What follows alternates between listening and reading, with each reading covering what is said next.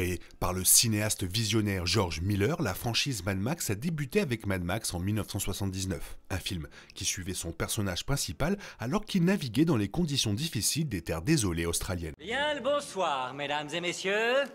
Nous sommes l'animation de la soirée.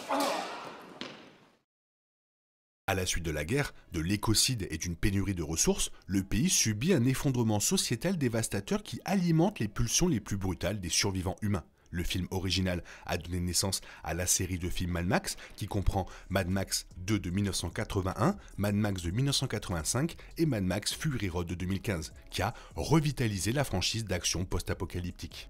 Max reste la figure centrale de la franchise jusqu'à Fury Road, qui le voit partager l'écran avec sa compatriote survivante endurcie, Furiosa. Le cinquième film de la franchise, Furiosa, A Mad Max Saga, sert de préquel et met en vedette Anya Taylor-Joy dans le rôle principal. Cependant, bien qu'il marque un changement, la distribution de personnages et de lieux remarquables du film apparaît dans d'autres projets, remplis de constructions de mondes inventifs, de décors d'action exagérés et d'une histoire fascinante. Le monde de Mad Max, et en particulier Fury Road, ne fait que prendre de l'ampleur dans Furiosa de Miller.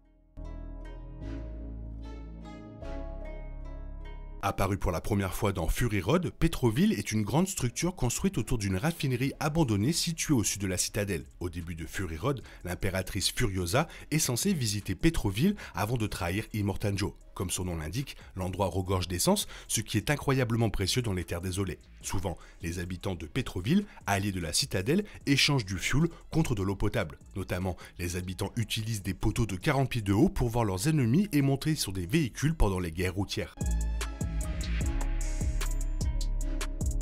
Mine de plomb abandonnée, le moulin à balles a été transformé en une usine d'armes remplie de poudre à canon, de munitions et d'armes afin de soutenir les efforts de la citadelle et d'Immortan Joe pour vaincre les autres gangs et seigneurs de guerre errants des terres désolées. Carrière coulée dans un cratère, l'endroit a été offert au bien nommé meunier par Immortan Joe après que l'homme ait aidé le chef de la secte à détruire les anciens occupants de la citadelle. Dans Furiosa, le moulin à balles est connu comme l'une des 3 forteresses des terres désolées, les 2 autres étant la citadelle et Petroville.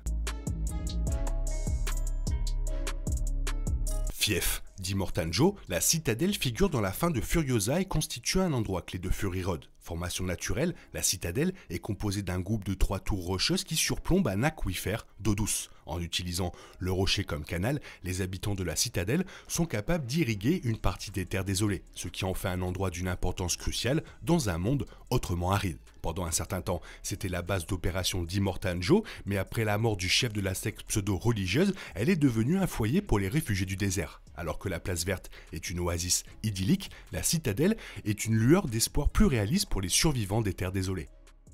Avant l'apocalypse, le personnage connu sous le nom d'Immortan Joe était le colonel Joseph Moore, un vétéran militaire décoré et un héros de l'armée australienne. Cependant, au moment où Fury Road se déroule, Immortan Joe est une sorte de chef de secte pseudo-religieux qui utilise la citadelle comme bastion. En tant que vétéran des guerres pétrolières et héros des guerres de l'eau, Immortan Joe a facilement attiré une suite de motards impitoyables qui l'ont aidé à terroriser d'autres survivants de l'effondrement post-sociétal. Finalement, le personnage brutal et antagoniste de l'histoire finit par atteindre le statut de dieu après avoir pris le contrôle de l'aquifère de la citadelle.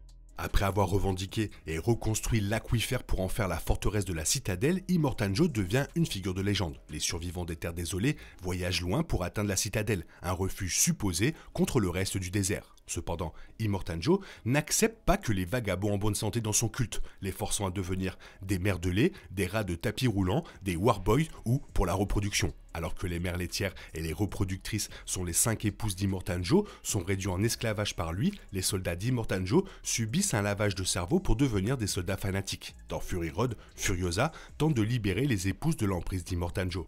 L'un des traits les plus reconnaissables d'Immortan Joe est qu'il doit porter un masque pour respirer dans les films. Et voici pourquoi. Tout au long de son mandat en tant que seigneur de guerre du désert, Immortan Joe est devenu un homme assez âgé. En raison de la dureté de l'environnement, la santé de Joe a rapidement commencé à se détériorer, ce qui signifie qu'il avait besoin d'aide pour vivre. Ainsi, Immortan Joe a décidé de porter continuellement un respirateur afin de respirer de l'air pur. Cependant, pour cacher l'appareil, il décide de décorer le masque avec des dents de squelette. Au fur et à mesure qu'Immortan Joe grandissait, il réalisa que ses fils n'étaient pas dignes de continuer à régner sur la citadelle, et il réalisa qu'il devait agir. Ainsi Joe a rassemblé les femmes les plus pures de la citadelle et a créé un programme de reproduction dans le but d'avoir un fils digne. Ces femmes ont été nommées les 5 épouses et ont été inscrites de force dans ce programme de reproduction. Heureusement, Furiosa et Max ont pu aider les femmes à s'échapper, créant une poursuite massive qui a déclenché les événements de Fury Road. Fervents soldats et serviteurs fanatiques d'Immortan Joe, les Warboys sont le bras paramilitaire de la citadelle. Sélectionnés à la main quand ils sont jeunes et malléables, les Warboys sont endoctrinés dans le culte du V8. On leur apprend à vénérer tout ce qui est mécanique et on les amène à croire qu'Immortan Joe est un être semblable à Dieu, ce qui les rend non seulement sauvagement loyaux, mais prêts à mourir pour leur chef. Couverts de poudre blanche, les Warboys à l'apparence squelettique souffrent tous de maladies en phase terminale, ce qui explique en partie pourquoi ils sont prêts à faire de gros sacrifices, comme le montre la fin de Fury Road. Également connue sous le nom de place de l'Abondance, la place verte est une oasis fertile sous la juridiction des Vuvalini aux nombreuses mers. En fait, la place verte est l'endroit où Furiosa a été élevée avant d'être kidnappée par le seigneur de guerre Dementus. Cadre clé du début de Furiosa, la place verte est une utopie à laquelle Furiosa a du mal à revenir tout au long de sa vie. Dans Fury Road, les téléspectateurs découvrent ce qui est arrivé à l'endroit de Mad Max après la prise de Furiosa. Le sol de la place verte est devenu trop contaminé pour supporter les cultures, obligeant les Vuvilani à partir. Le charismatique et bruyant Dementus, le méchant de Chris Hemsworth, est l'un des seigneurs de guerre les plus brutaux des Terres Désolées. Et cela veut dire quelque chose. Le chef de la horde des motards, Dementus, est transporté dans un char fabriqué à partir de motos. Bien qu'il semble effronté et imposant, Dementus est en fait un homme enfant têtu qui piquera une crise de colère s'il n'obtient pas ce qu'il veut. Pour aggraver les choses, il croit bêtement être la figure paternelle de Furiosa, alors qu'en réalité, elle veut sa mort. Dans sa lutte pour le contrôle, Dementus s'appuie sur sa horde, un groupe impitoyable de maraudeurs fidèles. Dans Furiosa, la guerre des Terres Désolées de 40 jours se produit après que Dementus ait défié Immortan Joe pour le contrôle de la citadelle. Vers la dernière partie du film, Dementus fait pendre Furiosa par son bras mutilé, la forçant à regarder le prétorien Jack, commandant du premier porte-guerre de la citadelle, être traîné jusqu'à sa mort par des motos. Laissant son bras derrière elle, Furiosa retourne à la citadelle. Alors que la guerre des Terres Désolées de 40 jours se déroule, Furiosa poursuit Dementus dans le désert, ce qui mène directement à la fin du film.